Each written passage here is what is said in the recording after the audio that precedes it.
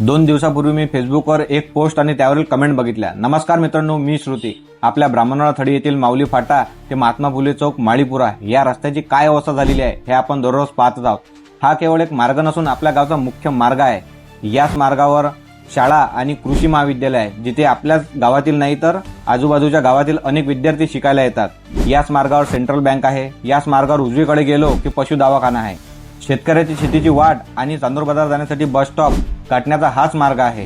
आणि याच रस्त्यावरून रोज सकाळ संध्याकाळ आमच्या माता भगिनी आणि वृद्ध संत गजानन महाराजांच्या दर्शनासाठी जातात। पण आज या रस्त्यावर फक्त चिखल आणि खड्ड्यांचे साम्राज्य झालेले आहे। पण या सगळ्यात मला सगळ्यात जास्त आनंदाची आणि अभिमानाची एक गोष्ट वाटते, ती म्हणजे माझ्या गावची लोक, माझ्या गावचे नागरिक, माझ्या गावचे तरुण या सगळ्या गोष्टींवर उघडपणे बोलत आहेत। गप्प न बसता प्रशासनाला आणि लोकप्रतिनिधीला जाब विचारत आहेत। मी माझ्या सर्व गावकऱ्यांचे मनापासून आभार व्यक्त करतो आणि कौतुक करतो की तुम्ही तुमच्या हक्कासाठी पुढे येत आहेत। धन्यवाद। जय भीम, जय शिवराय।